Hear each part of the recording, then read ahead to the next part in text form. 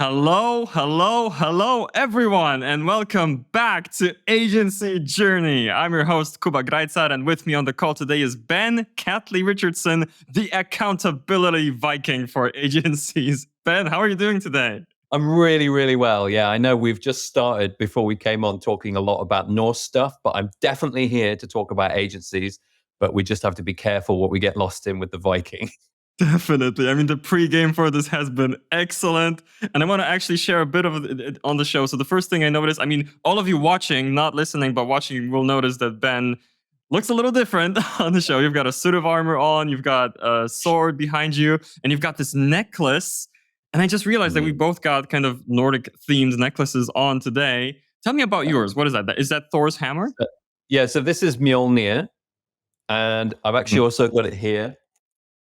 And for me, and this is where you kind of can get into maybe the sentimental side of it, the sort of whatever side of it. But for me, if I'm leaping ahead and giving you a reason, like addressing the elephant in the room, what the hell, you and my parents have the same question. What the hell is going on with the Viking thing, right?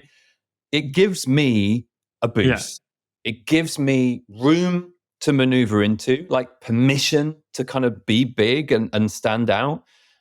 It obviously wins half the battle for me, which is that, I get people walking across the room when I dress like this at a networking event who just want to know what I do. But the other side of this, and this is why it serves accountability so well, is it makes me live up to it. So the hammer, the Mjolnir on my neck is very much about that source of, power that it can kind of get you places. It can definitely lift you places. But when you are lifted to those places, you then better perform. You have to keep going. You have to follow through with it. So for me, there's two sides of that. And that's why I love it. That's why I love getting the Viking armor on. Yeah, you create a persona for yourself and then you live up to it. It's such a strong motivator. Have you heard of the book, The Alter Ego Effect by Todd Herman? No, but I will now. I'll definitely look that one up. That is such a perfect fit with what you're doing here. And the whole framework in that book is about creating an alternate persona for yourself, maybe multiple for different areas of your life, and then embodying them and how that affects performance. And there's research behind it. I recommend it whenever I can because it's one of my favorites. Watchers and listeners, if you've heard me talk before, maybe you know this one already. If it's the first time, definitely recommend it. And then in the pregame, we looked at our necklaces and I mentioned that I have a Nordic themed one as well. I need to show it to the camera now. So I've got the not this rune on mine. And then can you share again like what you said about the meaning of this? And you mentioned it connects to what we might be discussing today. Yeah, so it's sort of one of those moments where you have good news and bad news, right? So let's get the bad news out the way with. The bad news is that the whole of Nordic culture, Viking culture, has been completely co-opted and taken over by the New Age movement. So ultimately, if you want to know what a rune means, we're asking the wrong question. Because the runic alphabet, the way of communicating with runes, was so rarely used by the Vikings because they were too busy doing stuff, right? They were too busy invading and pillaging and all that, all that stuff. And so there are very, very few written sources from the Vikings. And most of them, hilariously, essentially are graffiti.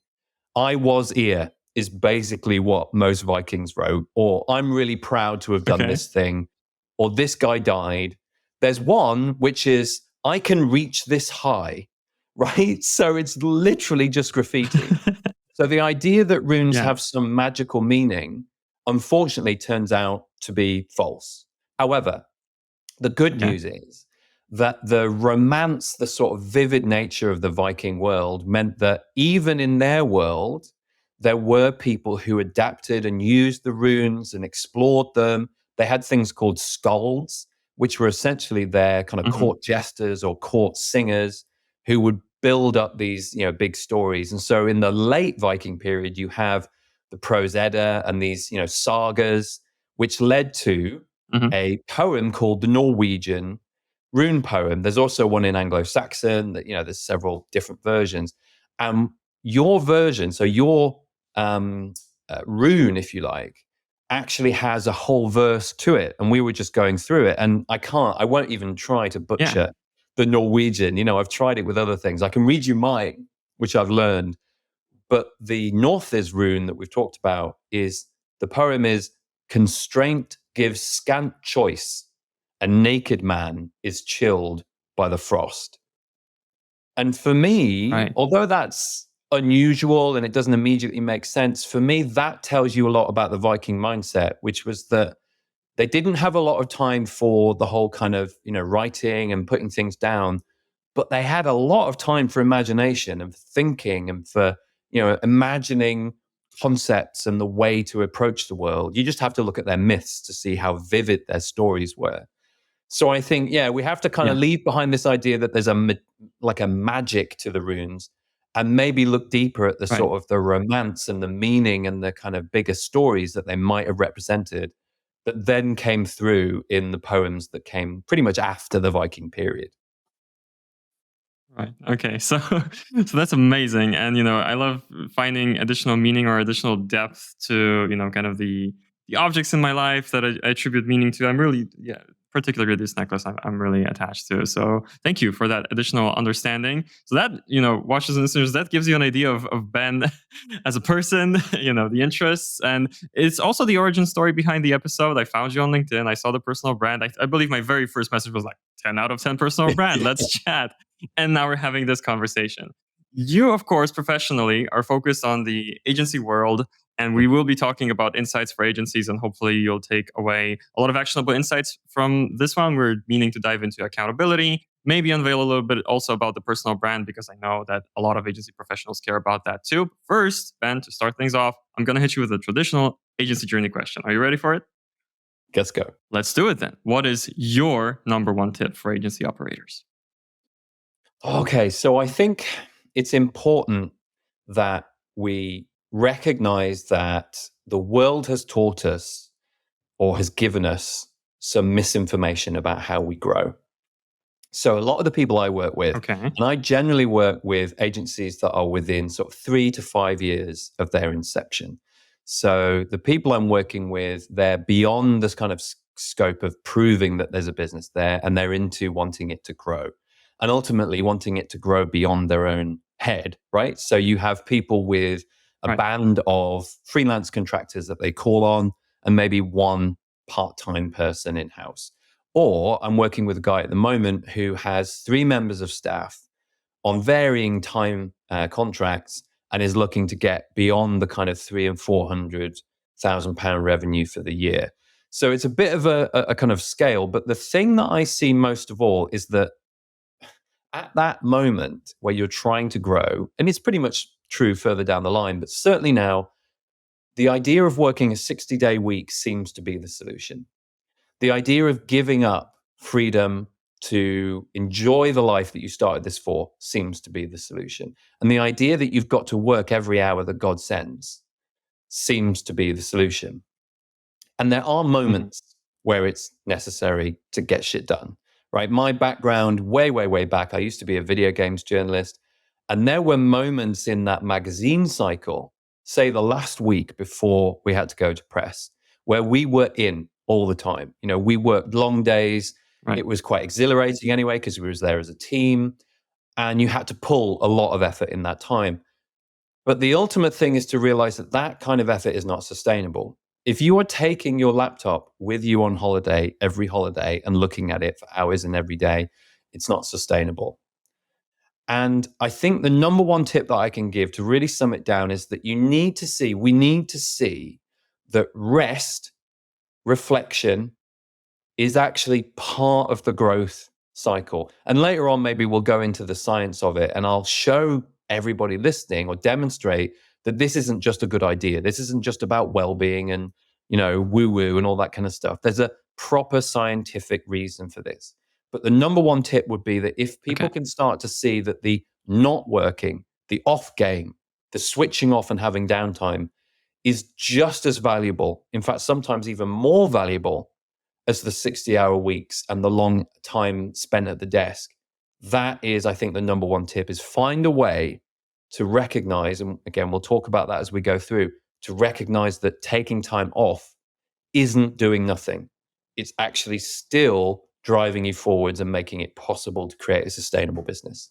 There's a connection forming in my mind related to what you said just before, you mentioned, I'm thinking about the Vikings again because I really like Vikings. Yeah. You mentioned they didn't have a lot of time for writing, but they spent a lot of time being out there, thinking. I imagine them, experiencing a lot. Is there a connection between that and what you just said? That there's like when you disconnect, it's not like your mind stops mulling things over, but it's processing them in a different way, or is that not necessarily the same thing? Maybe. I mean, if you get into the kind of cod psychology of it, I'm not a psychologist. I know psychologists and I kind of rely on their work when I'm looking at something that I want to be based in the science. So I have a friend, for instance, who's a neuroscientist, has been for many decades. And my system, which we can talk about, is based upon his work. So there is some level of, me interpreting here. But when you look at the lives that we lead now, we all know that we're overstimulated. We know it. And one of the reasons that I love working with digital agency owners is because of all of the disciplines I've discovered that is one of the most overstimulated and the hardest to kind of dissuade yourself from that stimulation.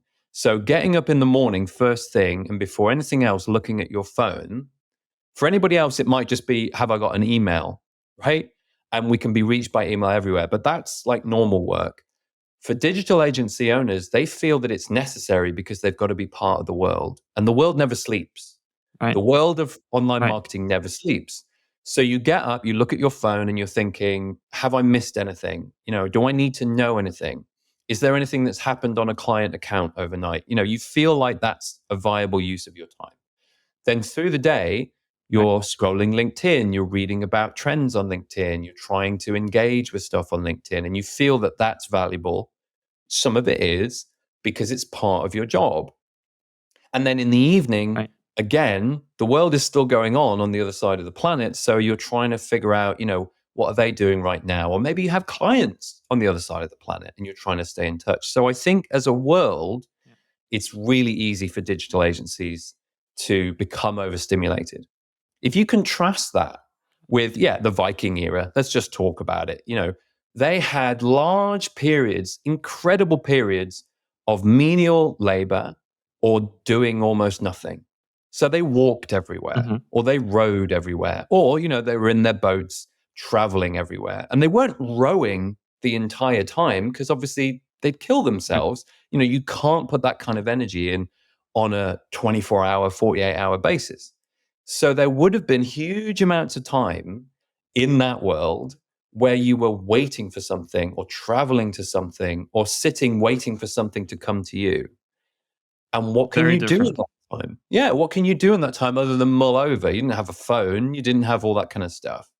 So I think the benefit of that gives you this ability to mull over, to think about, to process. And to just leap ahead, maybe, as I say, we'll go into the system later, but essentially, when you look at the science, what it proves to us, what it suggests to us, anyway, let's talk about it like we're really, really talking about science. What the best science suggests is that there are steps or gates you need to pass through if you want to learn anything, grow your business, become more skilled at any kind of talent. There are gates you have to pass through that you can't miss out. And what we find is that in the modern world, because we're overstimulated, we don't complete that process. And so we end up going around and around in circles or feeling like we're not getting anywhere. And rest is really that missing piece, reflecting on what we've done and resting and having sleep. And actually, there's a book by a guy called Dr. Matt Walker called Why We Sleep. And it is terrifying, like utterly terrifying, because basically it's telling you 6 hours sleep a night is killing you, right? We think that we have to sleep less. We think we can get away with it. And as Matt himself says, there will be people who says, I don't need that. I don't need more than 6 hours.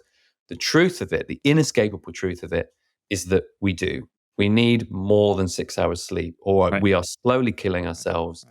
And we're basically losing the growth that we've made because that rest turns out to be an irreplaceable part of it. Right. So the first thing I'll say to that is anybody listening to this who's had 6 hours of sleep or less, raise your hand. I woke up by myself after 6, but I definitely feel that, and I definitely know it makes a huge difference, but just wanted to connect with all the other sleep deprived watchers and listeners there.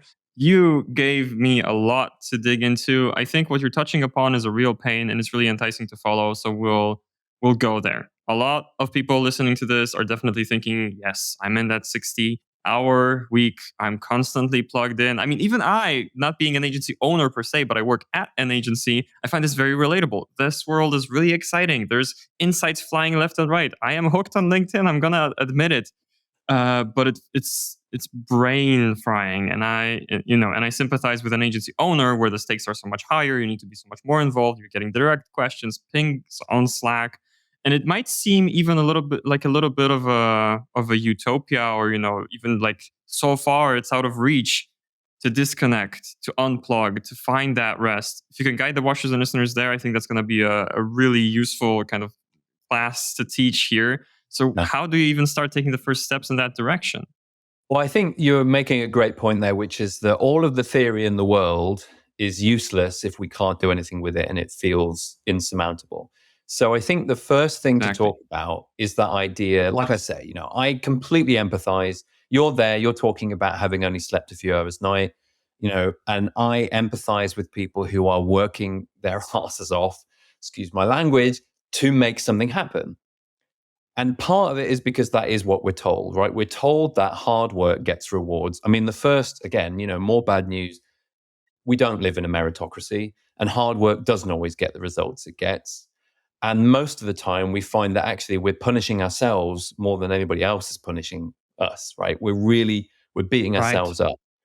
So I think the first thing we've got to look at, though, is what can we do about it? Like you say, what can you do about it? Well, sleep's a very difficult, tricky subject, and I wouldn't really want to go there in terms of scientific advice because I'm not equipped for that. And, I would just recommend you've got to read that book, Why We Sleep, because part of the process there is understanding that this isn't just a nice to have, it's an essential, and there are many reasons for it. But one of the things that I know has helped people that I've worked with to switch off, take down time and relax, which is really key to getting sleep, is this idea of having a single priority. Now, whether that's a priority that you focus on for just a week, or whether it's a priority that guides you for many months. One of the issues that we kind of hit with, and if you wanted to talk about what should I ask agencies to stop doing, right? Stop thinking that you can have priorities. The word priorities is actually a recent invention, right? The word priorities didn't exist until about 100, 150 years ago, which coincidentally is the Industrial Revolution, when we were all told where we had to be and how long we had to work and all that kind of stuff, right? But if you look at the word, it means the thing, the one thing that comes before all other things. You can't have multiple priorities because it just doesn't make sense. Now, the reason that this is then difficult is, fine, people will say to me, but I've got life stuff, I've got client delivery, and I've got business development. They've all got importance. So they can't all have the same priority. I have to have multiple priorities.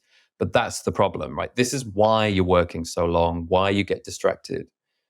Because if you're constantly having to evaluate what's the best use of time, if you're constantly having to make decisions about your time, what should I do next? Right? Is that common thing we all think about. You're draining your energy on decision making, and actually procrastination, distractions, all these are triggered by your body, your brain not wanting to make a decision, not wanting to make the wrong commitment. And so essentially you can see procrastination is really a defense mechanism. I don't want to do this. I don't want to think about this right now. If you can take the time to pinpoint a priority, one priority, it actually, although it hurts to begin with, like every good planning session, like every good strategy, it hurts to begin with because you have to make sacrifices, but the payoff is immense because it makes everything else easier. So as anyone with a digital agency will know, I'll just jump in there. If you have a strategy, it makes everything else you do easier.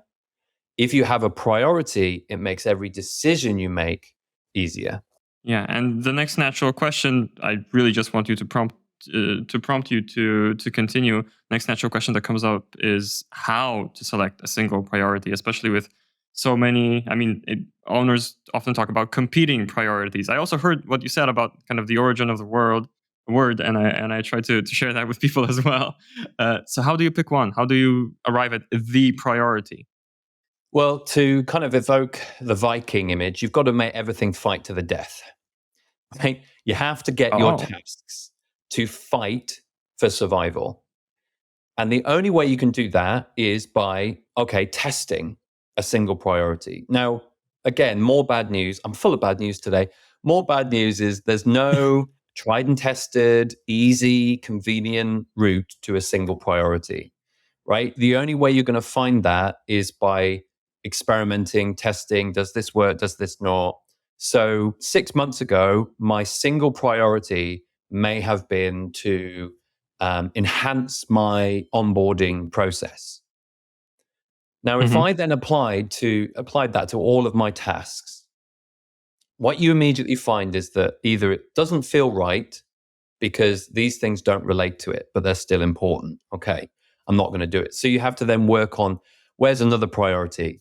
The other side of it is you go, actually, maybe it does feel right, which means that client delivery, how do I relate that to this priority? How do I relate client delivery to improving my onboard experience? Well, immediately I can see that if I'm very engaged with my client delivery, how hard I have to work, the process I go through, the value that people get, then I can immediately apply that to building an onboard process that gets people to the value faster and makes it more scalable and easier for me to deliver that high value. So there are ways that you can kind of play with that. But realistically, the best way that I've found is if you're struggling to find that priority, it means that you're actually struggling with clarity, with direction. And this is another kind of issue that we've been told. We've been told that we have to know what we want, our goals.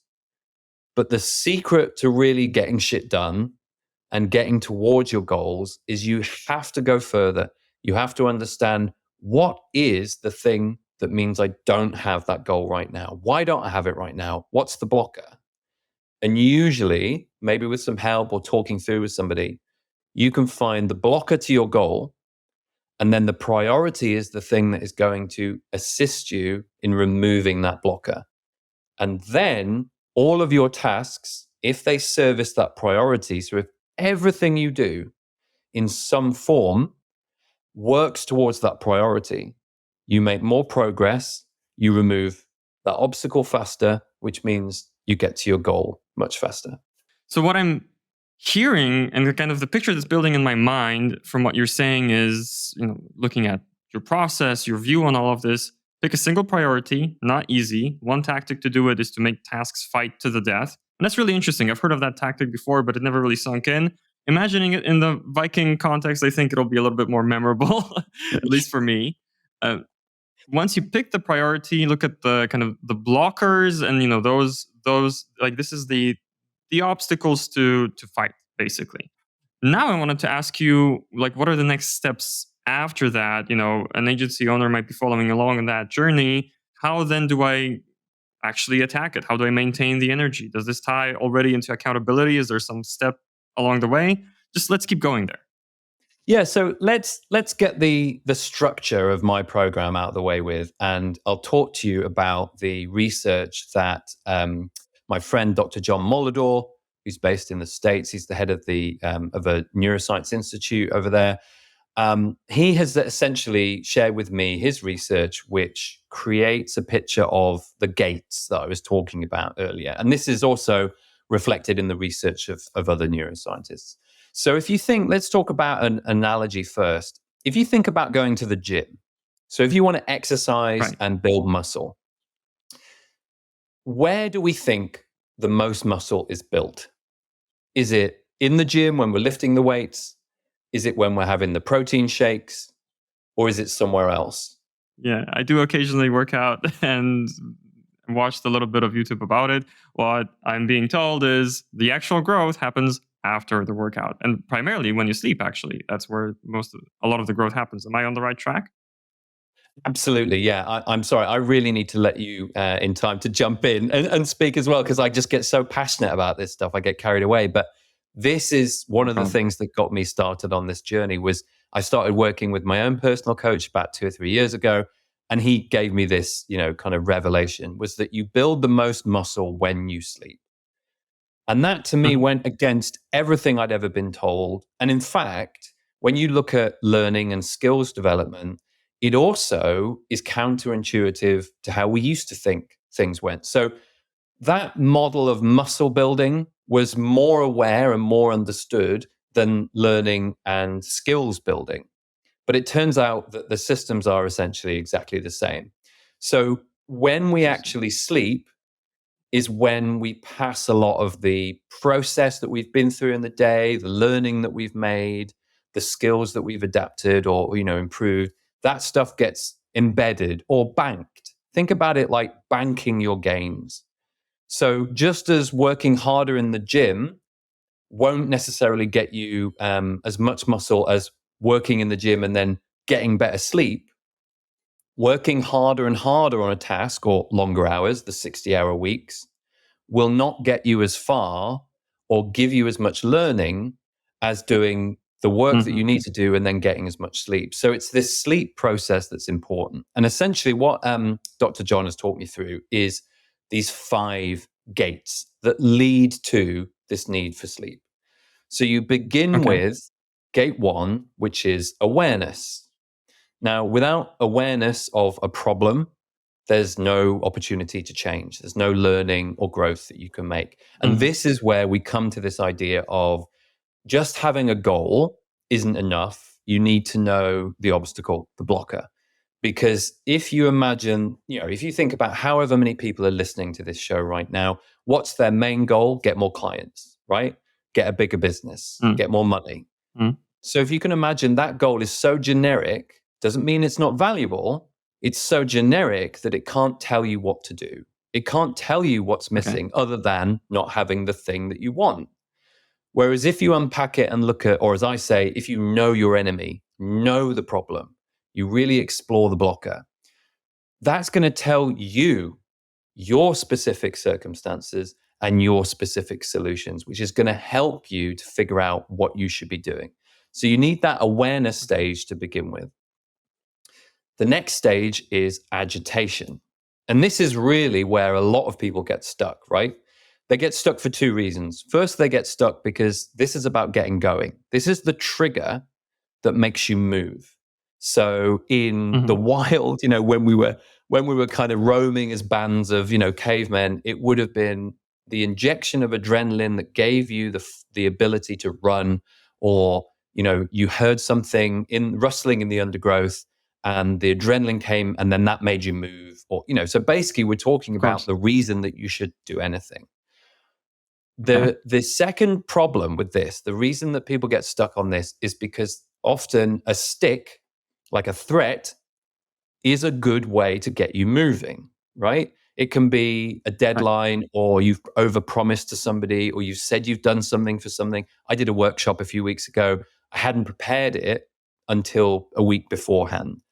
And normally that's very similar to a lot of people, because a week beforehand something is delivered, you suddenly go, oh crap, I must get this ready, right? That's the trigger.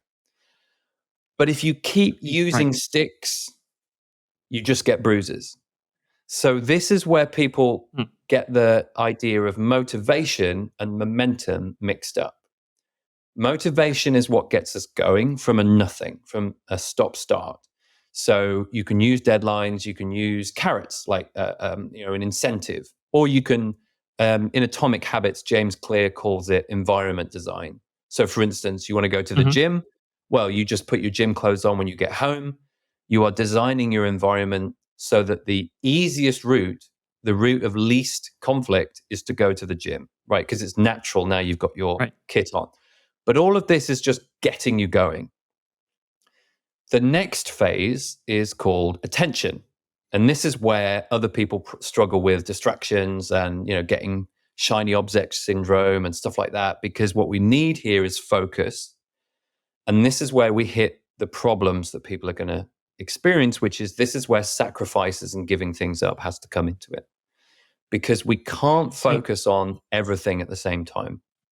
And now we come back to priorities. Imagining that you can have and survive with competing priorities is like imagining that you can breathe in and out at the same time, or imagining that you can walk using both of your legs at the same time. You could do it for a little bit, right? But it's exhausting and you're going to fall over. You're going to land on your face. So when we start to look at this middle stage, so we know what's missing, we know why we're doing it, we're agitated and triggered to do it. At this stage, what the last thing we want to do is interrupt that flow and interrupt that forward momentum, that movement. Right. And so if we have a priority, a single priority, that is going to make sure that everything we do, we can be focused on, because, well, if I do this, it gets me closer to the goal. If I do this, it's going to service a clear goal. If I do this, it has a clear value. That clarity, that understanding that what we do will have an immediate or a clear long-term value helps us to focus. And you can only really get that by prioritizing. Then stage 4 is reflecting or rewarding, really. So this is the stage where we build momentum. The motivation comes from, this has got to be done. Oh my God, I've got to do this. But the reward phase, the momentum phase, comes from, I'm doing the right thing. I'm getting there. I can see that I'm making progress. And the problem that we face often here is that we look to external rewards or things that we don't control. Okay. So winning a client, you can't make a client decide to come on board with you. You can only give them a good reason to. Or winning an award, you can't make that award come to you. You can only do the best job. So at this stage, what we really need to do is focus on process goals rather than outcome goals. Because again, we can control those processes. We can control how many people we talk to, how many events we go to, how many events we run. And those processes can then be measured and can service directly to a single priority. So again, we have this clarity. And then finally, you have the process stage. And process is essentially that idea of resting, that idea of taking everything you've learned, and like I said before, banking it and resting, recovering critically so that you can come back ready to go again, so that you can come back having recovered all of your energy. And if you continue that cycle, if you go through all of the gates, you find yourself in this rhythm and you find yourself making progress. If you try and miss out, and usually people miss out the last 2 gates, you get stuck and you're not getting anywhere. And all you're doing is exhausting yourself. And if you get stuck in that stage of, like we were talking about, attention and focus and doing stuff, if you don't know that it's definitely getting you somewhere, you're going to stop doing it. And what do we know separates successful people from unsuccessful people? It's that the successful people kept doing the thing that turned out to work because they kept themselves motivated and they kept that momentum. And so getting stuck in that system can really, really drag you down in terms of growth and progress. It seems like step 0 of all of this is just being aware that this whole cycle exists and being able to kind of pin yourself, like which part of the cycle am I in, where I spend like too much time, whether I'm progressing through the steps. And can we just name them one more time for the people taking notes? It was awareness, agitation. So, I know I kind of blew everybody away with a lot of, a dump of information there, but essentially you're right. We have not been told how growth works. So knowing how it works in this system is an immediate understanding that's going to help us. Then we have step 1, awareness. Step 2, agitation. Step 3, attention. Step 4, reward. And step 5, process. Okay, perfect. So now I wanted to ask you kind of teach agency operators about this cycle. Which part of the cycle do you find to be kind of, it's like the biggest light bulb moment, the biggest breakthrough? And then I also want to ask you what kind of tactics, specific things to do, whether it's, I don't know, calendar management or anything else, because that comes to mind, that like you block off time for each of those, but I'm guessing. So Mm. what do you do? What do you implement with them that helps them just break through and, not get stuck in any part of the cycle?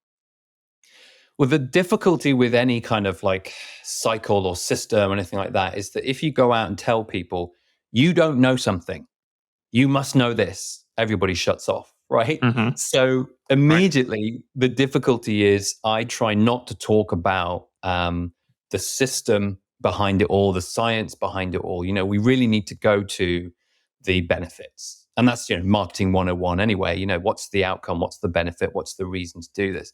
So ultimately, I would sort of be talking to people about the fact that, you don't have to work 60 hours a week to grow your business. You don't have to give up on growth to enjoy the life that you've built. You can get to a scalable, serviceable, sustainable agency and work a 4-day week. So there's all of this opportunity that's there to actually, as I keep talking to people, you're working so hard for this life. When are you going to enjoy it? When are you actually going to have the time? Is your partner really pissed off, basically, because every time you come out of the office, the job has beaten you down into a pulp, and she knows, or they know, that you're going to be working on it again in the evening? Has your partner said, look, I'm going to throw that laptop in the sea? Has he turned to you and said, I'm going to throw that laptop in the sea if I see it again on this holiday? Or that phone if you answer it again? If you've got that moment, and maybe you've got kids that you're missing dates with them, like stuff at school or important, birthdays or anything like that. These are all classic problems, but they're real as well. And ultimately, what's happening is that if you sacrifice the life that you're trying to build, the life you're trying to hopefully enjoy, because you think that's necessary for growth, you're making a sacrifice that doesn't have to happen. And that is really where I come in with a lot of people, is that idea that you're already making the wrong sacrifices potentially, but we can make sure that you make the right sacrifices by prioritizing the right things. And, if you cut out all of the guff, maybe all of the distractions that you worked in a week, if you think about an average week, all of the time you maybe went, what do I do next? All of the time you got distracted, all of the time you procrastinated. If you added that up, that's probably a day. So you are already Right. working a 4-day week. It's just that you're not actually feeling like it. So I'd be talking Right. like that. And then I'd be talking them through the stages. So as I said, a lot of people get stuck at stage 2, which is, how do you get started? How do you even, trigger yourself into action? And so at that point, I would be talking about, like I've already said, environment design. So removing distractions. I mean, even before we started this interview, we said, right, turn off phones upside down, all that kind of stuff. My checklist. Yeah, I mean, it's natural, right? But it's helpful.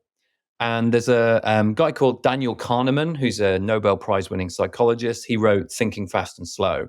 One of his Right. statements that I love is that what you see is all there is. So if you constantly see notifications going off and, all that kind of stuff, then your perception of life is that that's happening all the time, and that there's things you need to respond to all the time, which means that any time that you Okay. switch off notifications, you're getting this sense that you're missing out. But again, if we get back to this No. idea of prioritizing, if you know what you're trying to succeed at, you know what's irrelevant, and you can start cutting that out. Yeah. See, now it all kind of meshes and connects in my head, because you were talking about picking a priority in your business, talking about the importance of rest, talking about these 5 stages, but especially as you were talking about these, very relatable situations, not just for agency owners, like, are you making the right sacrifices? What does life at home look like, relative to your work?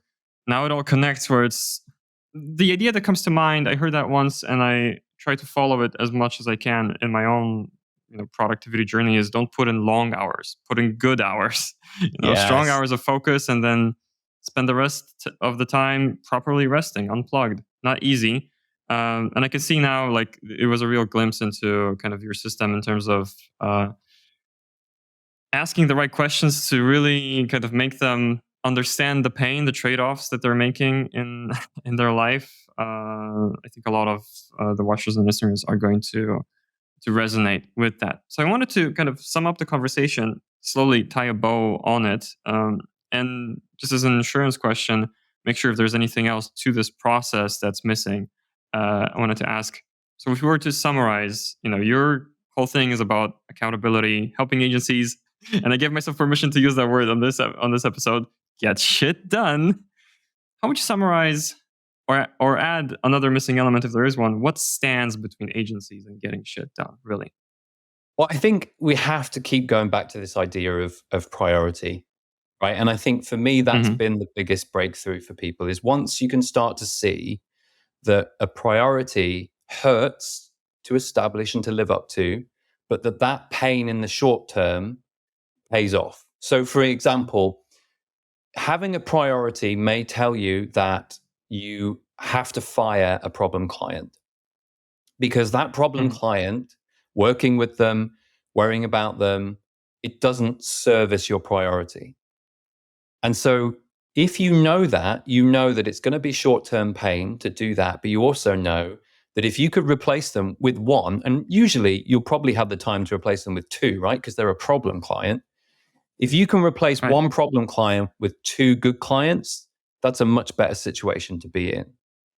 And so I think when you look at priorities, there's that work and productivity way of looking at it. But the most valuable thing, and this is why I called my business Get Shit Done and Have More Fun, because it's not just about the work.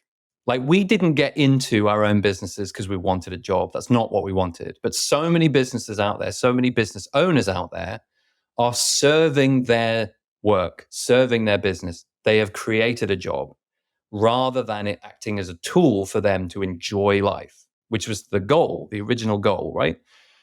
What you find is that when you have a priority, when everything services that priority, and when you know that every minute of your day is actually contributing to that priority, it means that you can finish up a Friday and be satisfied with what you got done in that week.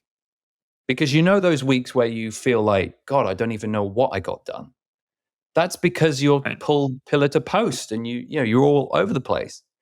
But if you finish every week getting towards 4:00 and going, yeah, I had a good week.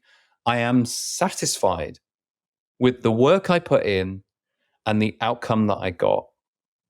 That is going to make it 100 times easier to then switch off, tie up a bow on that week, look forward to the next week, and then enjoy life.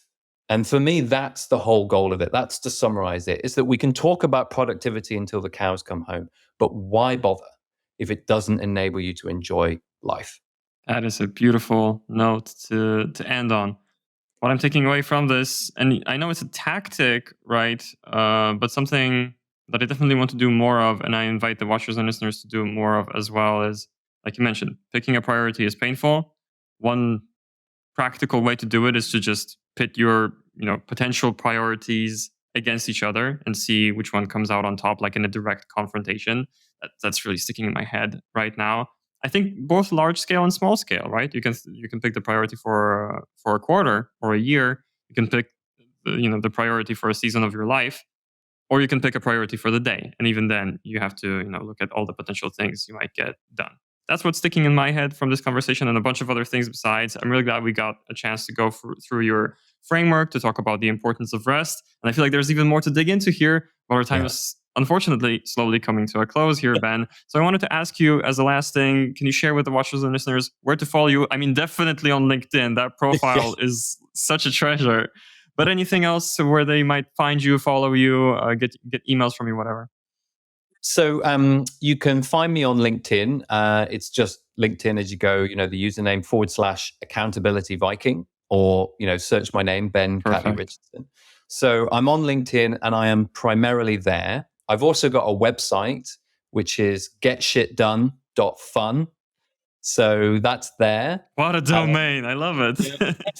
It does cause some problems with emails, I have to admit. Sometimes the firewalls don't like it. Oh. But that's my website. Now, every week on Thor's Day. So it turns out that every day of the week, the working week, is actually named after a Norse deity.